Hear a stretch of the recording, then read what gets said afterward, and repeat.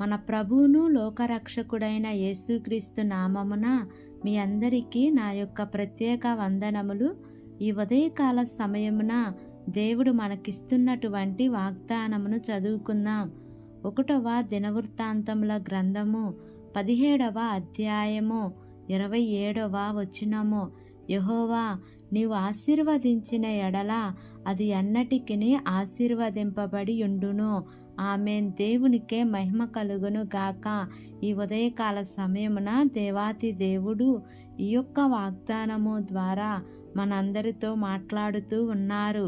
ఈ యొక్క వాక్యమును మనం జ్ఞాపకం చేసుకుంటే, యెహోవా నీవు ఆశీర్వదించిన ఎడల అది ఎన్నటికిని ఆశీర్వదింపబడి ఉండును. ఎప్పుడైతే దేవుడు నిన్ను ఆశీర్వదిస్తాడో ఆ ఆశీర్వాదము ఎప్పటికీ కూడా ఆశీర్వాదకరముగానే ఉంటదది. ఈ ఆశీర్వాదము ఎక్కడికి పోదు. దేవుడు దేనినైతే దీవించాడో అది చిరకాలము అలానే నిలిచిపోతుంది.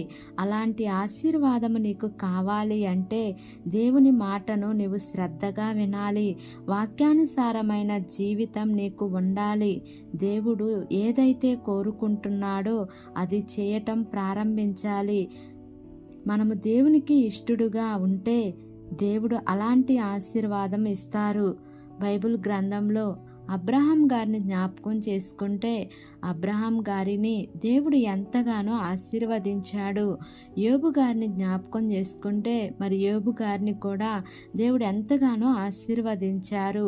ఇలా చాలామంది భక్తులను దేవుడు ఆశీర్వదించారు. కాబట్టి ఇలాంటి ఆశీర్వాదము నీకు కావాలంటే తప్పకుండా ప్రభువుని అడగాలి. కన్నీరు విడుచుచు ప్రభువుని అడగండి. ప్రభు ఆ కన్నీటి ప్రార్థన ఆలకించి దేవుడు నిన్ను ఆశీర్వదిస్తారు. కాబట్టి ఈ వాగ్దానంను నమ్మి ఈ వాగ్దానం ప్రకారంగా జీవిద్దాం. దేవుడి వాగ్దానము మనందరి జీవితములలో నెరవేర్చబడును గాక. ఆమేన్. ప్రార్థన చేసుకుందాం. ప్రేమ కలిగిన యేసయ్యా, కృప కలిగిన దేవా, నీకు వందనాలు తండ్రి. నీకు స్తోత్రములు ప్రభా. ఇంతవరకు నీ కృపలో మమ్మల్ని కాచి కాపాడిన విధానాన్ని బట్టి నీకు వందనాలు తండ్రి. ఈ ఉదయకాల సమయమున మీరు మాకు ఇచ్చినటువంటి ఇట్టి వాగ్దానాన్ని బట్టి నీకు వందనాలు ప్రభా. ఎంతమంది బిడ్డలు ఈ వాక్యమును విని ప్రార్థనలో ఏకీభవిస్తున్నారో తండ్రి, ప్రతి కుటుంబాన్ని మీరు జ్ఞాపకం చేసుకోండియా. నీ మేలుల చేత వారిని తృప్తిపరచమని అడుగుచున్నాను దేవా. అయా, నీవు ఆశీర్వదిస్తే అది ఎన్నటెన్నటికీ కూడా ఆశీర్వదింపబడి ఉంటుందని లేఖన భాగం ద్వారా మీరు మాతో మాట్లాడుతూ వచ్చినందుకు వందనాలు ప్రభా. ఏ కుటుంబంలో అయితే శాంతి సమాధానము నెమ్మది లేక జీవిస్తున్నారో తండ్రి, అట్టి కుటుంబాలలో నీ యొక్క శాంతిని సమాధానమును ఆశీర్వాదమును మీరు నింపమని మిమ్మల్ని వేడుకుంటున్నాను ప్రభా.